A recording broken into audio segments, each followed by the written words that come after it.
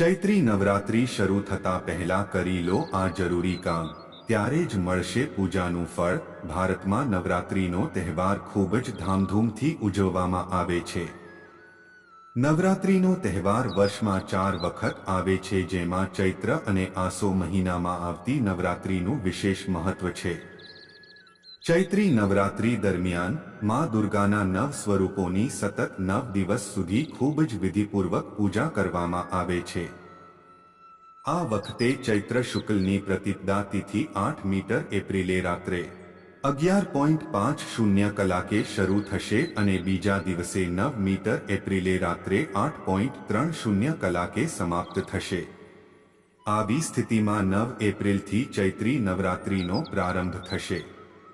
નવરાત્રિ શરૂ થાય તે પહેલા કેટલાક કામ પૂર્ણ કરી લેવા જોઈએ, તેનાથી માતા રાનીના આશીર્વાદ પ્રાપ્ત થાય છે। ચૈત્રી નવરાત્રિ શરૂ થાય તે પહેલા કરો આ કામ। નવરાત્રિ શરૂ થાય તે પહેલા આખા ઘરને સારી રીતે સાફ કરી લો। એવું માનવામાં આવે છે કે જે ઘરમાં ગંદકી હોય અથવા જે ઘરમાં હંમેશા અવ્યવસ્થા હોય ત્યાં માતા રાની પ્રવેશતી નથી। જો તમે દેવી દુર્ગાના આશીર્વાદ મેળવવા માંગતા હોવ તો નવરાત્રિ પહેલા આખા ઘરની સફાઈ કરો। જો ઘરના મંદિરમાં કોઈ તૂટેલી મૂર્તિઓ અથવા ફાટેલા ફોટા હોય તો તેને ઘરની બહાર ફેંકી દો। નવરાત્રિના પહેલા દિવસે કલશની સ્થાપના કરવામાં આવે છે। તમે જ્યાં કલશ સ્થાપિત કરો છો તે જગ્યાને સારી રીતે સાફ કરો। નવરાત્રિ શરૂ થવાના 1 દિવસ પહેલા આખા ઘરમાં ગંગાજળનો છંટકાવ કરવો।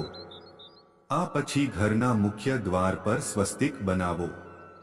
માતાના સ્વાગત માટે દરવાજા પર સ્વસ્તિક બનાવવું ખૂબ જ શુભ માનવામાં આવે છે।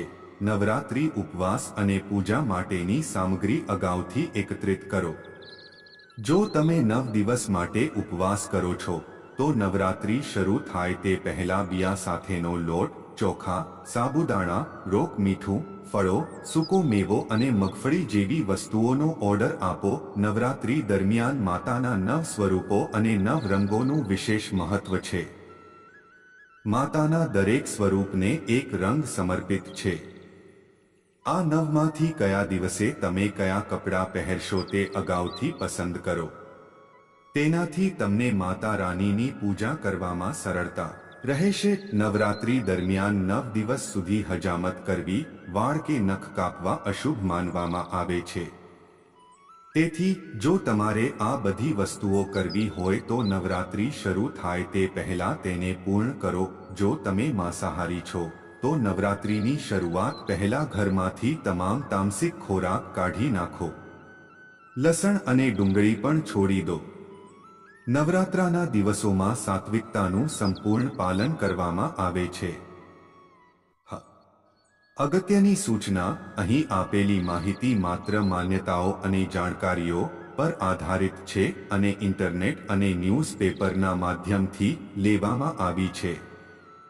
અત્રે એ ઉલ્લેખ કરવો જરૂરી છે કે અમારી ચેનલ કોઈ પણ પ્રકારની માન્યતા અથવા જાણકારીને સમર્થન કરતા નથી। અમે તેની પુષ્ટિ પણ કરતા નથી। કોઈ પણ જાણકારી અથવા માન્યતાને લાગુ કરતા પહેલા સંબંધિત નિષ્ણાંતની સલાહ લેવી જરૂરી છે। અને તમે જે વિડિયો જુઓ છો તે હિન્દુ પૌરાણિક કથાઓ, પ્રાચીન હિન્દુ ગ્રંથો અને લોકવાર્તાઓથી પ્રેરિત છે। આ વિડિયો હજારો વર્ષ જૂના માનવામાં આવતા ધાર્મિક ગ્રંથો પર આધારિત છે।